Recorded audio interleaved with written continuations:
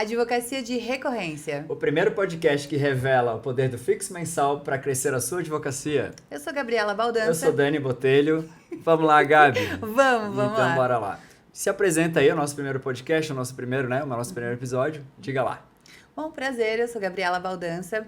Eu sou fundadora do método do Advogue Pro, que é uma metodologia que conduz o advogado ao poder do fixo mensal, ou seja, contratos fixos e mensais, estabilidade financeira, liberdade geográfica, liberdade de tempo, tudo aquilo que a gente sonhou na faculdade, trazendo para a realidade do advogado.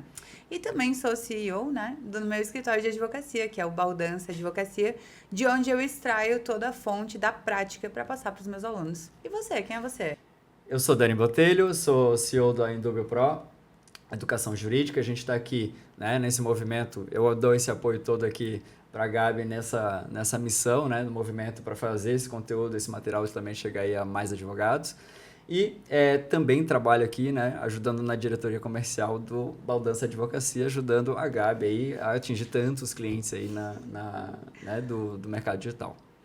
Legal? Vamos então para o nosso primeiro episódio, nossa primeira série. E tem uma pergunta que não quer calar. Gabi, conta pra gente, o que é a advocacia de recorrência? Bom, a advocacia de recorrência, na verdade, ela vem da economia de recorrência. É uma tese americana, na verdade, é uma modelagem de negócio americana que eu trouxe para o Brasil e apliquei à advocacia. Quando eu saí da faculdade, eu ficava pensando, meu Deus, não pode ser tão difícil assim. Eu nasci para ficar milionária, Isso está dentro de mim desde o princípio. Mas não estava rolando. E aí eu fiquei pensando, cara, como é que eu posso fazer para transformar os meus sonhos em realidade, E a instabilidade do judiciário estava me deixando muito insegura como pessoa, insegura como advogada. E aí eu pensei, preciso bolar algo diferente, preciso sair da mediocridade, da média, da massa. E aí eu modelei a Netflix, modelei Spotify e comecei a criar um modelo de assinatura, um modelo de recorrência dentro da advocacia. E aí eu comecei a entender e gostar do prazer de receber meus honorários fixos e mensais todo dia 5. Entendi. E assim nasceu a advocacia de recorrência. É uma advocacia um pouco diferente da convencional. Ela requer o desenvolvimento de algumas habilidades que o advogado muitas vezes não está habituado, como, por exemplo, a manutenção do cliente por um longo período dentro do seu escritório, um contato mais próximo com o cliente. Então, a gente precisa desenvolver algumas habilidades que o advogado não desenvolve via de regra. Mas é uma advocacia muito gostosa de ser desenvolvida. Então, hoje eu levanto essa bandeira de você ter previsibilidade, de você ter organização financeira dentro da advocacia. Legal. E aí tu estava falando do modelo tradicional da advocacia, Esse paralelo que você falou dessa recorrência, ganhando todo dia 5, recebendo todo dia 5, e o tradicional, Sim. Fala aí um pouquinho dessa diferença, Como é que é o dia a dia que o advogado está vendo a gente para ele se identificar com isso, e como é que é o receber esse dia 5? O que difere nesse recebimento? Bom, na verdade, vamos trabalhar com deveria ser, Então, assim, como deveria ser a advocacia? Porque hoje eu pego muitos advogados que são meus alunos que têm que fazer renda extra. Então, assim, nós temos muitos advogados que vivem de compra e venda de imóveis, nós temos muitos advogados que no fim vivem fazendo Uber, nós temos muitos advogados que estão desenvolvendo outras atividades e que saíram da advocacia ou que estão com um pé lá e um pé cá. Então, hoje a gente está com uma média de um advogado para cada 164 brasileiros. Ou seja, chutou uma pedra, saiu um advogado do meio. E isso faz com que a nossa advocacia ela esteja bastante saturada. Então, o que eu vou falar sobre a advocacia tradicional é o que deveria ser a advocacia tradicional. A advocacia tradicional, ela nasce com todo um senso de justiça do advogado. Quando a gente entra na faculdade de Direito, Dani, a gente entra assim por um fim maior, sabe? A gente pensa em ajudar a sociedade, a gente quer fazer melhor, a gente estuda vários livros de sociologia, de psicologia do direito. Então, a gente tem muito aquela coisa de acreditar na justiça, que a justiça vai ser feita, que com um bom estudo e uma tese correta, as coisas vão sair do jeito que a gente deseja. Então, a advocacia tradicional, ela tem, assim, uma filosofia muito linda. Só que quando a gente chega na prática do mercado com essa advocacia, a gente vê que o judiciário não é que ele julga de acordo com a lei, Muitas vezes nós temos julgamentos que são políticos, alguns que são até um pouco, vamos dizer assim, criminosos, né? São vendas de sentenças, tendenciosos. Então, a gente acaba se deparando com várias dificuldades no mercado tradicional. E a advocacia tradicional, ela é dependente do judiciário. Então, o que acontece? Eu dependo de um processo. Então, eu tenho que captar uma infinidade de clientes, porque a cada processo é um cliente novo. Então, não é como na advocacia de recorrência, onde um cliente vai se manter pagando durante 12 meses dentro do meu escritório. Na advocacia tradicional, eu tenho um cliente, ele faz uma ação, não é que você se divorcia todo dia, né? Hoje não sei, acho que eu vou me divorciar, tipo, né? Acaba sendo um pouco mais difícil. Então, você tem que fazer muito esforço para captar cliente, porque precisa ter um problema muito específico. É uma advocacia onde você resolve esse problema pontual, coloca o seu dinheiro no bolso algumas vezes e outras não. Algumas vezes você vai cobrar para entrar com a ação, outras vezes você não cobra, você vai no risco, né? Você vai no percentual. Como, por exemplo, nas ações trabalhistas. Eu fiz muita ação trabalhista na minha vida, muita. E as ações trabalhistas, elas são no risco. Então, você recebe um percentual alto, são 30%, era o percentual que eu combinava com meus clientes. Só que assim, às vezes você ganha, às vezes você não ganha, às vezes você ganha e leva, e às vezes você ganha e não leva. Tem ações minhas que a empresa entrou em recuperação judicial, e aí você vai cobrar de quem? Às vezes o dono da empresa não tem o que cobrar, e aí você vai receber o quê? Então, a advocacia tradicional, ela tem todos esses melindres, assim. Mas é uma advocacia que ela é gostosa, não é ruim, assim, né? Você vai no fórum, tem toda aquela liturgia, tem todo aquele, né? Todo aquele ritual do advogado, né? O advogado que usa o terno, que tem aquele que tem que sentar de um lado do outro da mesa, que tem o juiz. Então, tem todo, assim, um ritual que é gostoso, que é legal, de vez em quando. E quando a gente fala da advocacia de recorrência, a gente está falando de você ter um cliente. Eu ia falar isso, parece menos esforço, né? Você está falando da tradicional, então se eu tivesse na tradicional pensando em 5 clientes, eu teria que me esforçar para alcançar esses 5 clientes, para tentar ter um rendimento de 5 clientes. Daqui a uns... Algum tempo. Algum tempo, isso. Né? E se vier. E se vier. E aí tu está falando que na de recorrência, provavelmente esses 5, eles seriam, né? Essa sensação de ter... esse retorno financeiro dos 5, eu teria de um cliente só, que valesse por 5 clientes, é isso? Eu conseguiria ter essa lógica? Daria para falar disso? Que eu tenho um cliente que poderia valer sobre 5 ou mais até? Sim, na verdade, o esforço que você faz para trazer o cliente, um cliente, você mantém ele quase por 12, sei lá, né, dentro do seu escritório. Ou mais tempo, né? Ou mais. Então, uma coisa que é legal também de pensar, Dani, que eu sempre trago para os meus alunos, é o seguinte. Muitas vezes o advogado, ele não faz conta. E tá tudo bem, a gente não é de exatas, tá? Inclusive, a gente nem gosta muito. E o que acontece? Acaba que a gente não sabe muito bem calcular quanto custa o nosso escritório, quanto custa a nossa prestação de serviço. Então, o advogado, ele trabalha durante 5 anos para receber. E aí, quando ele recebe 30 mil, 50 mil que seja... ele tá rico, entendeu? Porque foram 5 anos de espera. Eu lembro uma vez, eu tenho uma amiga que se chama Kátia. E aí a Kátia, nossa, mas era dura demais da conta. Eu e ela, duas pobretonas, assim, né? E aí eu lembro que eu ganhei um processo, eu comprei um vinho italiano e fui jantar com ela em casa, né? Porque não tinha dinheiro pra tanto. Então, assim, quando você ganha, recebe aquele alvará, você tá rico. Mas aí no dia seguinte, tá na hora de você pagar os 5 anos para trás que você pagou, que você antecipou. Então, às vezes, a gente não faz um cálculo simples, né? Que é pegar esse valor dos honorários, distribuir ao longo dos meses que você levou para receber e efetivamente ver quanto você lucrou. E não só calcular o faturamento. Então, acho que existe esse erro de conexão do advogado. Muitas vezes ele não pensa, assim, quanto que ele está efetivamente levando de lucro sobre um cliente, né? E quando você está na advocacia de recorrência, esse cliente todo mês, ele está pagando. Ele está pagando antecipado, como se fosse, né?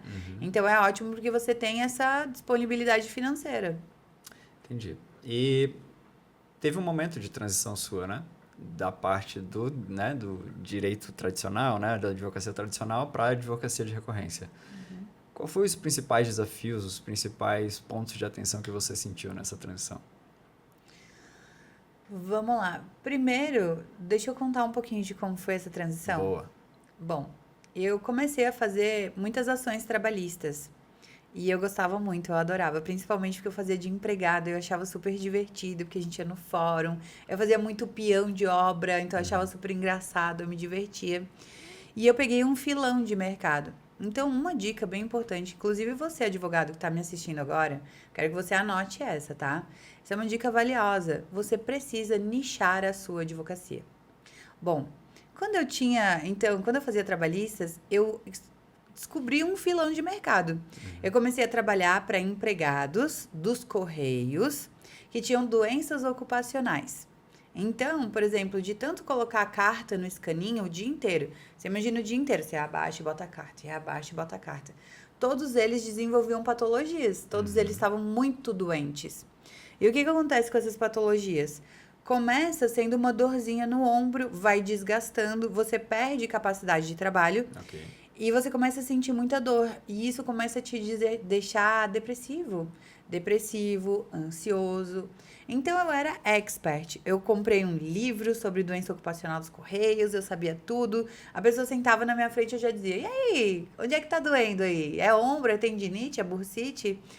Então eu fechava todos, assim. E ganhei bastante, fiz bastante dinheiro com essas ações, porque eu recebia dano moral, eu recebia pensão por incapacidade de trabalho, várias coisas. Mas o que eu quero te contar é que quando eu pegava esses clientes, quando eles vinham pela primeira vez no meu escritório, eu perguntava para eles assim: quando você ganhar essa causa, vamos dizer que eu coloque 100 mil na sua mão, o que você vai fazer com esse dinheiro? E aí acontecia que eles diziam alguns sonhos, né? Não, eu vou sair de lá, eu não aguento mais, eu vou colocar minha própria empresa. E aquilo me estimulava, porque eu pensava, pô, meu trabalho tá fazendo diferença na vida de alguém. Essa pessoa vai pegar esse dinheiro e ela vai cair fora dessa empresa, porque tá doendo, ela tá se matando ali aos poucos, né? E aí começou, depois de 5 anos, de 4 anos trabalhando, começaram a vir os primeiros resultados. E de fato, eu ganhei todas. Ganhei todas as ações. Acho que teve uma que eu não ganhei, para não ser mentirosa.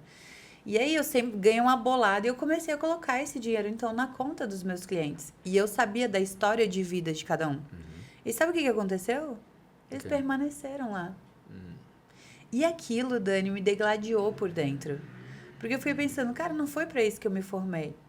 Eu não quero ser um Robin Hood, entendeu? Eu não quero tirar dinheiro de uma empresa e colocar na mão de um empregado que tá vendendo a própria saúde. Que tá se mantendo com um salário de 2, 3 mil reais e tá vendendo, sabe, a sua saúde mental. Que tá se deixando nesse lugar. E aquilo me incomodou demais. E aí eu comecei a também ter a necessidade de ter dinheiro na minha conta para poder pagar a conta desses processos que eu ia levar 5 anos para receber.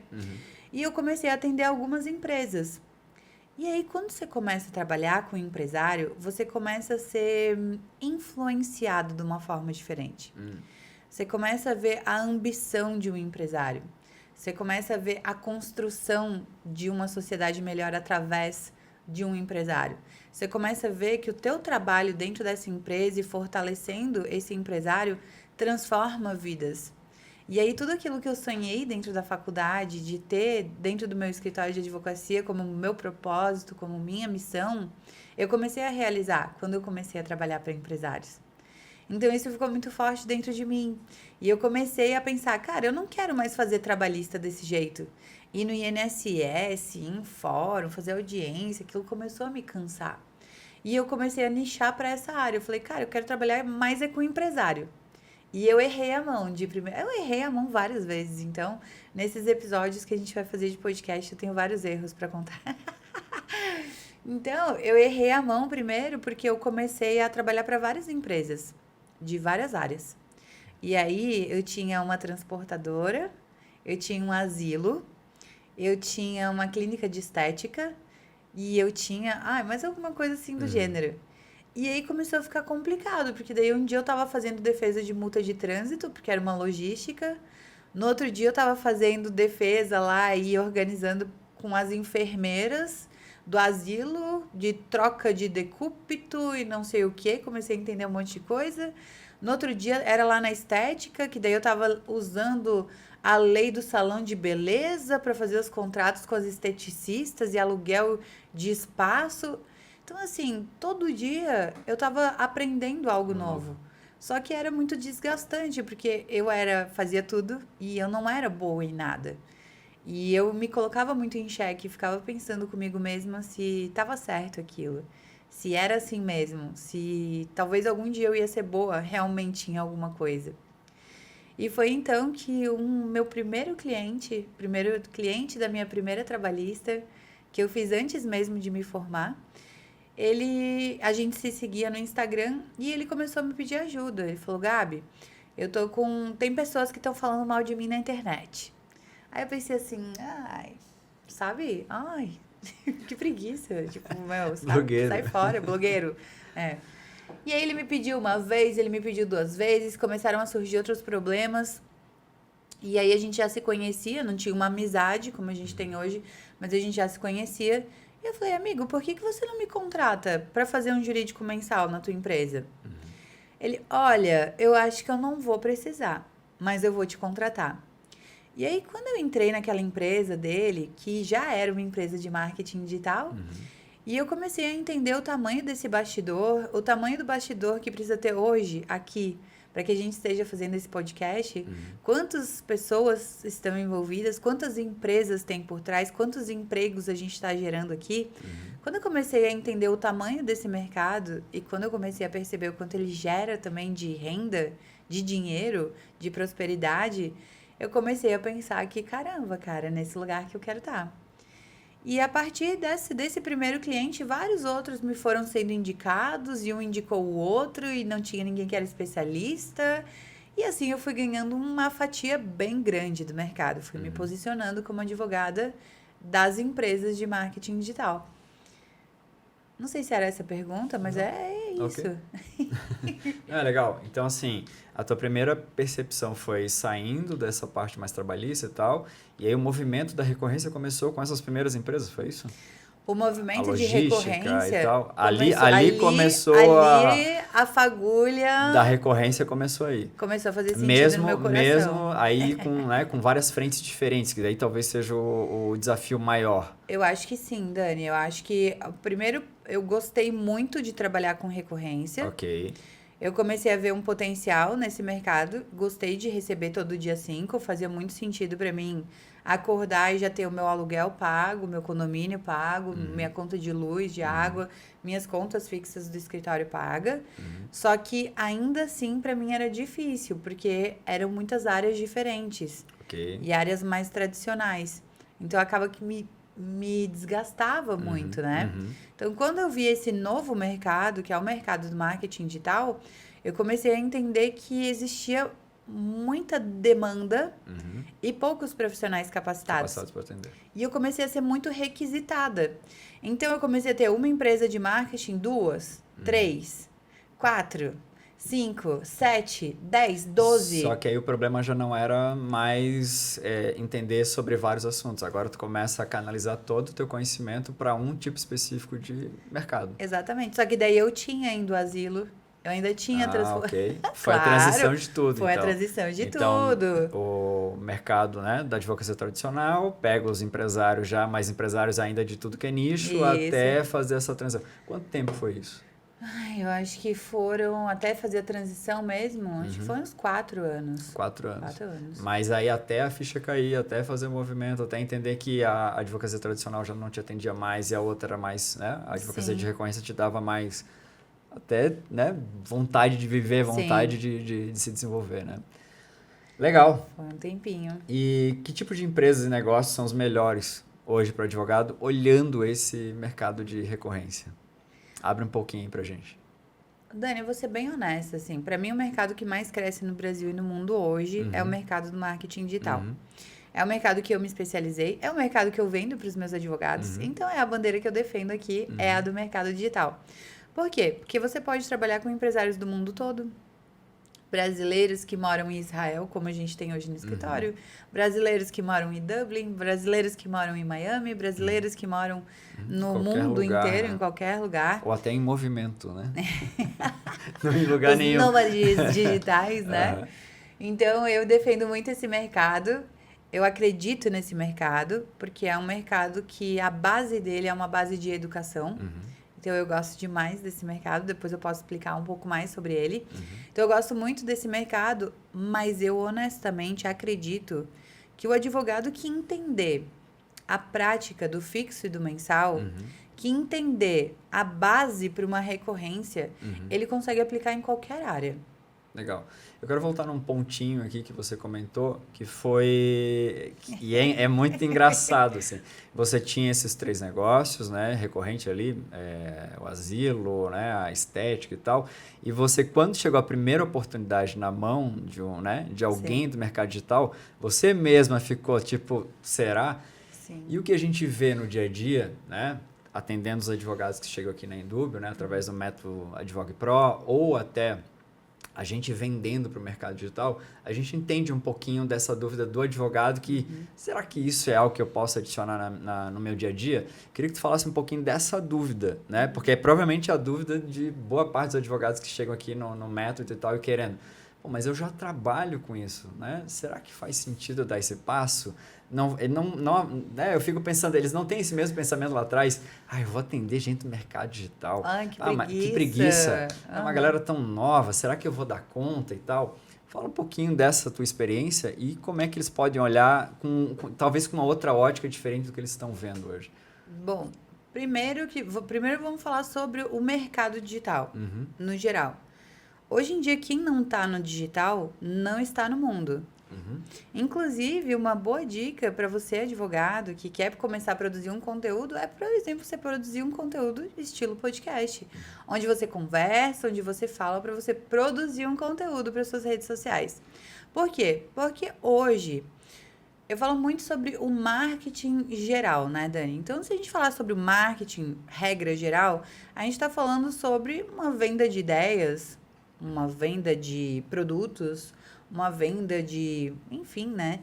E o marketing, ele era produzido de vários modos há muito tempo, né? Então, a gente tem aí produção de conteúdo de jornal, de televisão, de palestras, vários modos. Só que hoje a gente migrou para o digital. Então, o modo de comunicação do marketing, que tem como objetivo vender, seja ideias, seja produtos, seja serviços, ele está no digital. Então, a gente tem uma gama de profissionais muito grande para sustentar essa produção de conteúdo, essa nutrição dessa grande plataforma onde as pessoas procuram serviços, procuram produtos, procuram ideologias, procuram pessoas para seguir, procuram ideias para defender, procuram movimentos e comunidades para se inserir. Então, eu vejo que tudo está no digital hoje. Então, o primeiro ponto é que, inclusive, o advogado hoje precisa estar no digital. Então, o digital é uma área que a gente ainda não gosta muito.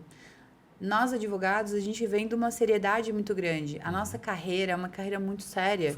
Formal. Então, a gente precisa ser muito profissional, a gente precisa ter uma roupa diferente, a gente precisa falar de um modo diferente, a gente precisa se posicionar, né? A gente é ensinado na faculdade a se destacar, ter um modo de fala diferente, ter um modo de comunicação diferente.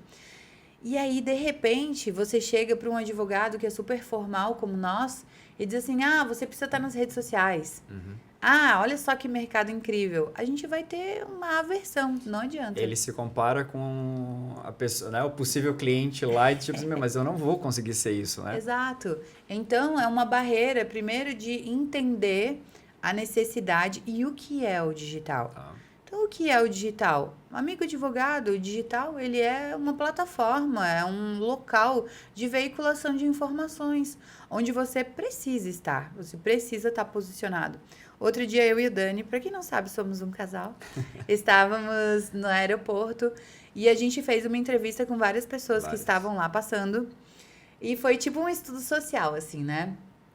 Foi tipo, vamos perguntar aleatório, que eu adoro fazer coisas aleatórias, né? O Dani fica louco comigo.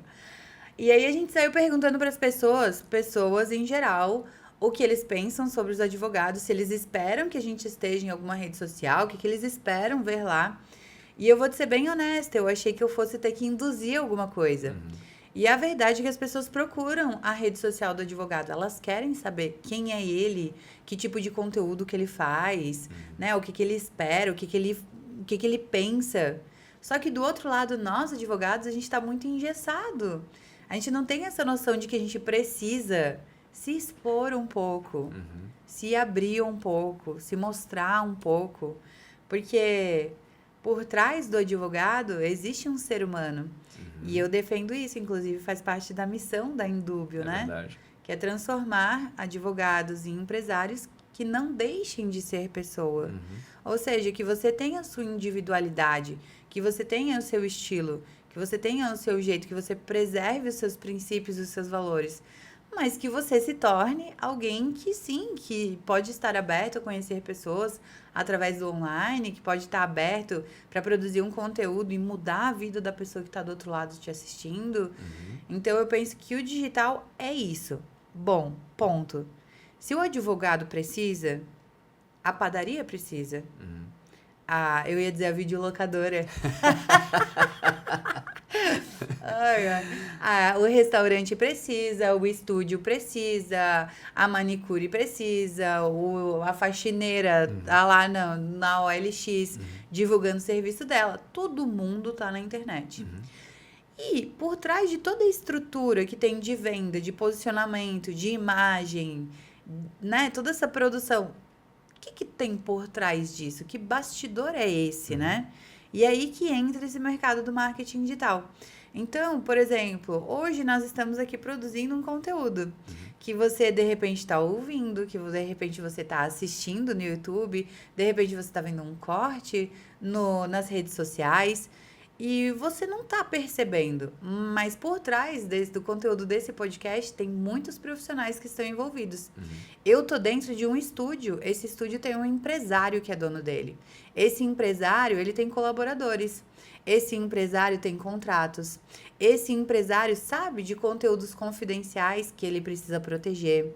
Esse empresário tem várias relações, tanto da empresa quanto da vida pessoal. Esse empresário precisa de uma proteção jurídica. É só um estúdio de podcast. Por trás desse podcast gravado hoje, nós temos alguém que vai fazer a edição, porque é óbvio que a gente vai tossir, que a gente vai falar uma besteira, que vai sair alguma coisa de errado. Essa pessoa que faz edição, ela não tá sozinha. É um empresário. Às vezes pode estar sozinho, pode, num começo de carreira, mas é uma empresa. Uma empresa que tem uma estrutura, que precisa de um manual de conduta com seus colaboradores, que precisa contratar pessoas, que precisa entender se vai contratar PJ, se vai contratar CLT, que precisa fazer um contrato com o cliente final para não tomar um calote, que pode ter uma reclamação, que pode receber uma notificação, que tem uma marca para registrar. Então, a gente não para pensar, mas só aqui eu falei 2. Vamos lá, quem mais que tem por aqui? A nossa logo, essa é a logo da Indúbio, ela foi feita por um profissional. Esse profissional é um designer que fez toda a colorimetria da cor, que fez o design, tem toda uma ideologia de fundo que hoje não deu tempo de preparar e mostrar pra você. Diego, me perdoa, vai dar tudo certo. Então, assim, nós temos aqui uma outra empresa, um empresário que trabalha com produção de material, com criação, com desenvolvimento de artes. E aí eu tô falando de proteção de conteúdo, de autoria. Eu tô falando de... Já pensou? Se ele copiou essa logo no Canva, você sabia que eu não posso registrar uma logo que é criada no Canva? Pois é. Talvez esse cliente também não saiba. E você, advogado, tá aqui para organizar com ele. Então, nós já temos 3 empresas só para fazer esse conteúdinho aqui para você. Mas concorda que não faz sentido eu produzir um conteúdo para você se eu não colocar lá no meu Instagram? Inclusive, se você não tá me seguindo, tá aqui, ó, Gabriela Baldança, para você me seguir lá no Instagram. Se você chegar no meu Instagram, tem um monte de vídeos, né, Dani? Uns 3 por dia.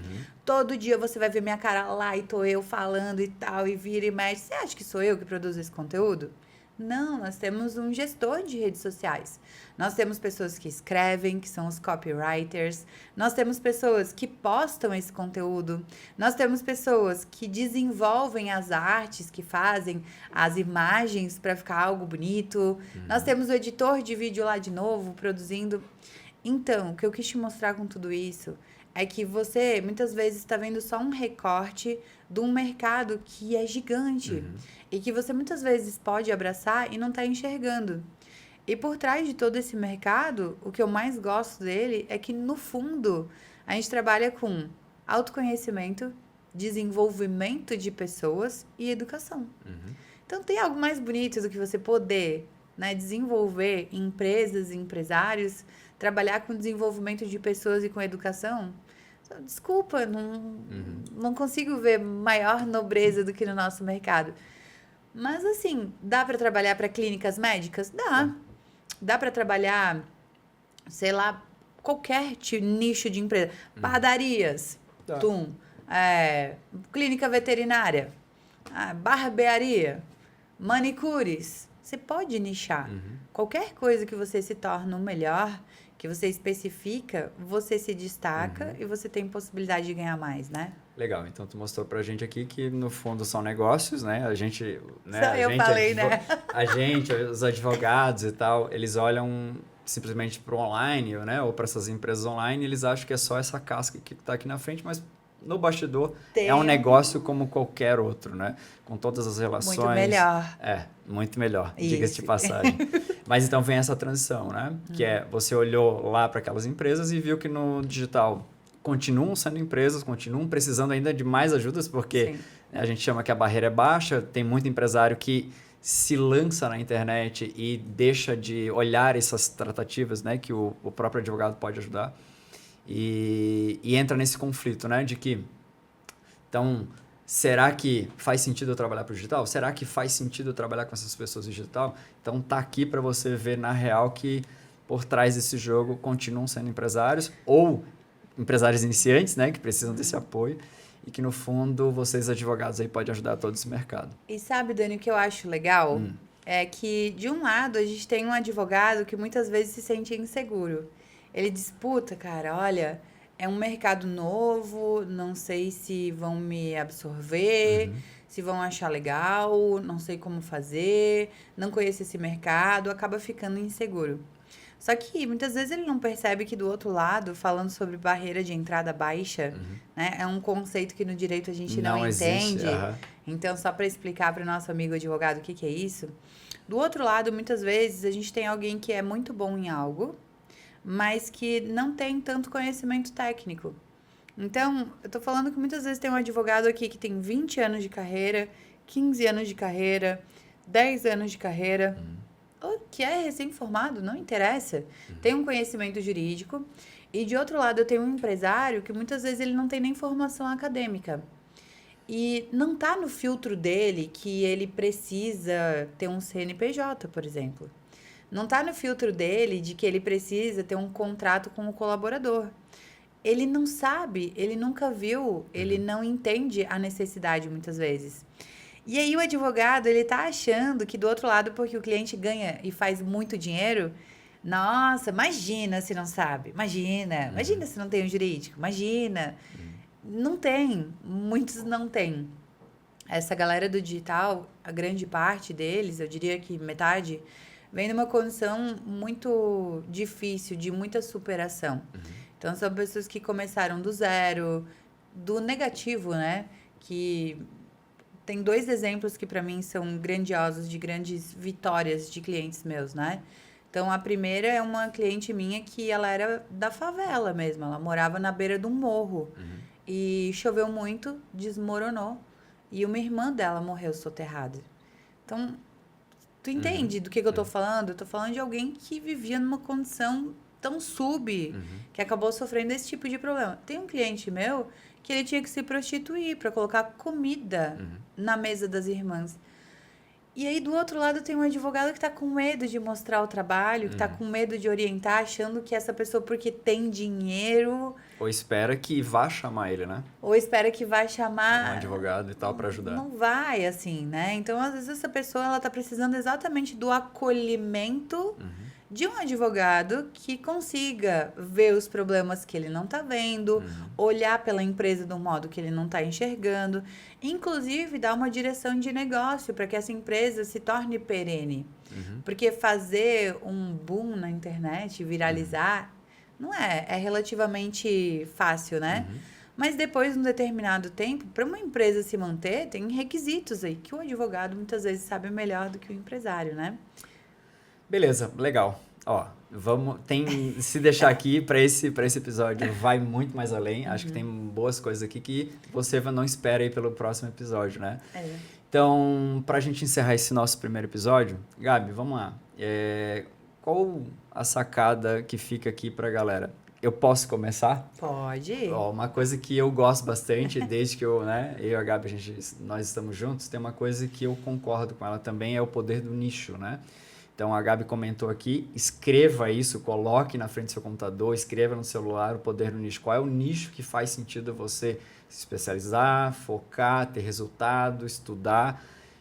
E aqui tem um insight que o digital está aí para você olhar com bastante carinho, bastante atenção, né? Diga lá, Gabi. Eu acho que o maior insight de hoje é a gente começar a entender que existe um propósito por trás da advocacia. E que você não precisa desistir dele porque o mercado está difícil. Que você deve manter a sua missão. Aquilo que você idealizou para você, como advogado, deve se manter ao longo do tempo. E você vai encontrar, inclusive se você quiser comigo, um mercado onde o que você pensa, o que você deseja, a mudança social que você quer fazer através do seu trabalho seja possível.